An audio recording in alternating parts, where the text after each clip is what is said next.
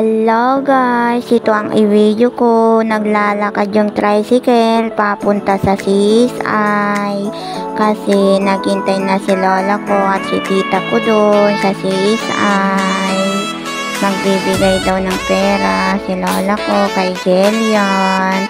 Maglalaro pa si Jillian doon sa CSI. Lilibre daw si lola ko. Yan o, naglalakad yung tricycle papunta sa CSI. Malapit na kami sa CSI.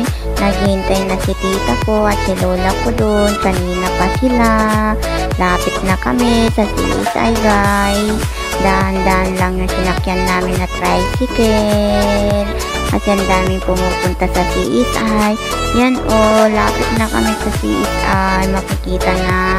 Yan o, nandito na kami sa CSI.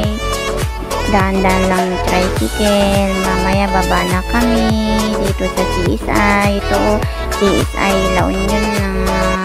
Guys, bye-bye guys. Bye-bye, bye-bye, bye-bye. Hello guys, for the video. Ito ang i-video ko ngayon. Palabas na kami dito sa McDo. Yan o. Si Jillian, ayaw niya sa akin magpahawak. Gusto niya daw si Mami Luz niya.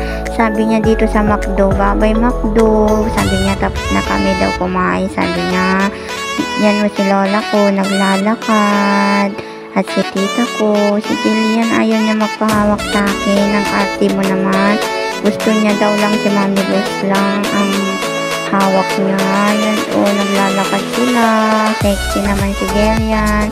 Super daming tao dito sa CSI guys. Maglalaro pa si Jillian dito sa CSI. At magpasyal muna siya. Ang daming tao dito sa CSI guys. Yan o yung escalator. May tao dumadaan. Super daming tao dito sa CSI. Ano yan? May pasumba dito sa CSI mamaya guys. Yan o si tita ko at si lola ko at si Jillian. Ano yung tinitignan nila? Ikaw, bibili ba kayo? Ay hindi, sila bumili. Yun o, pauwi na kami dito sa bahay. Uwi na kami, pero tumitingin pa sila o, para hindi nila mabita-bitawan yung tinitignan nila na ikaw. Bye bye guys, bye bye.